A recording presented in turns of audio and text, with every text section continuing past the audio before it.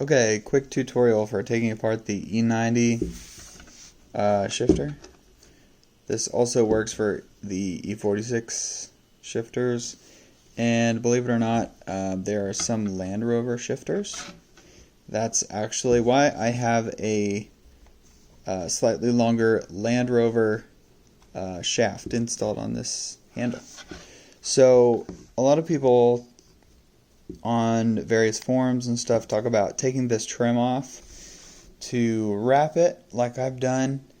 Their instructions always talk about just, snapping it off from the top here with a pry tool like this. You just kind of wedge it in there and pry it out. That will break two of the tabs about right here. There's a couple little kind of vertical tabs here that this piece is actually supposed to slide straight in from the top. It is not supposed to pry out at all. But I think most people don't understand how this is assembled. So the button is actually the last thing that's assembled on these units. So it's actually the first piece that needs to come out. The button actually holds everything together internally.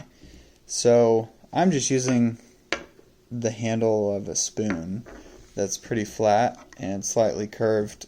You can use a plastic pry tool. It does take quite a bit of force to pop the button out, so I would recommend using something metal that you can get a little leverage behind. Literally all you have to do, and the first time you do this it may be slightly harder and it should get a little easier after you've done it once or twice, but basically you're just going to put it in there and just gently give it some leverage. You're trying not to damage the leather too much, but see that it finally released, and just wiggle it, keep pulling. You can keep prying. You can keep prying with your pry tool if you'd like. It should just come out with a little bit of wiggling. Okay, so the button assembly is starting to come out. Alright, so that's how it comes out. Now, this little shaft right here that moves up and down when you push the button, that is what raises the locking pin. Okay, so I'm just pushing the button, and now you saw that the shaft fell out. So when this is assembled, that little metal pin goes through this plastic shaft so that when you push the button, it raises up the shaft. Okay, so when you remove the button, the shaft will just simply fall out. Now that the button's out, you can see inside the unit. These little chrome tabs right in here, that's actually part of that trim, and that is what gets held in place by the button.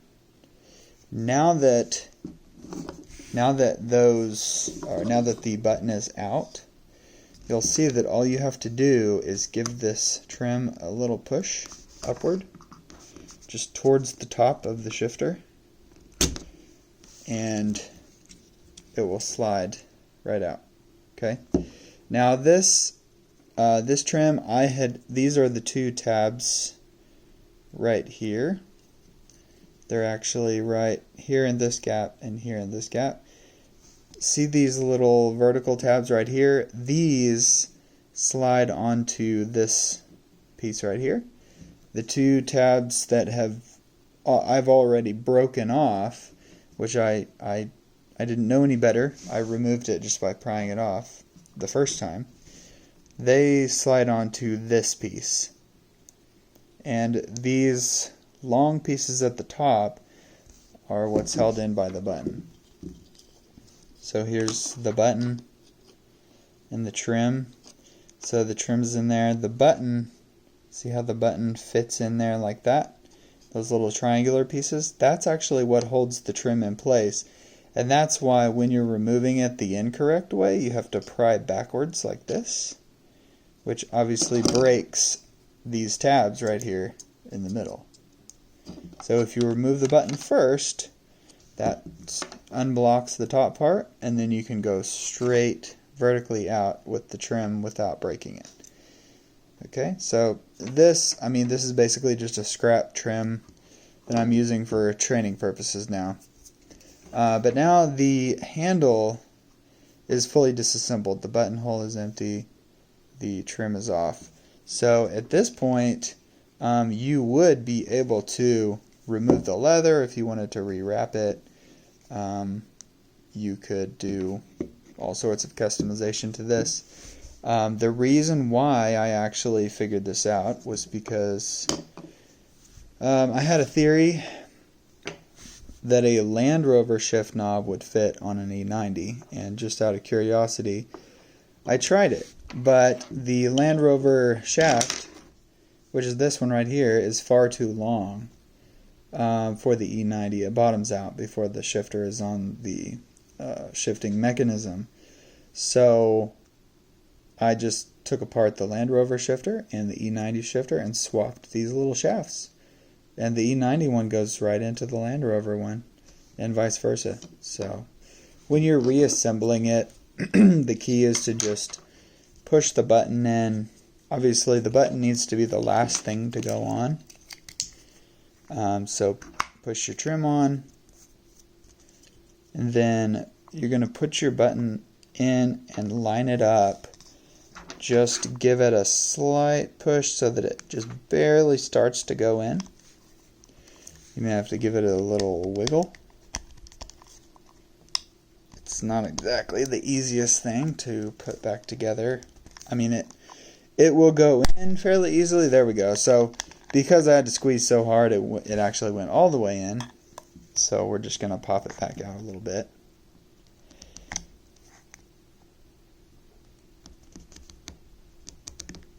There we go. Okay, so I've popped it out a little ways, and then it's impossible to show on camera, but all you're going to do is put the shaft in there, line up the hole with the little metal rod that grabs it. So it's still not quite, I still don't quite have enough space. I'm going to pull on this just slightly more so that I can push the shaft all the way to where it bottoms out without activating the button. Okay, and I'm going to just gently push on the button and pull the shaft out until the metal piece goes into the hole. And now see, when I push the button a little bit, the shaft moves in and out slightly.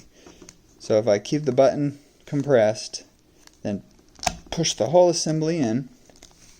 So now it's the button is fully seated, but you'll notice the button is actually depressed right now. And the shaft is not moving. I think this is just because of how long the shaft is or something. You just have to give it a kind of slightly aggressive pull. There we go. So now, fully functional button. You can swap shafts. If you have an older shaft from an E46, I think they're longer. You could put an E46 shifter on an E90 by just swapping the shorter shaft over to the E46 shifter. So there it is.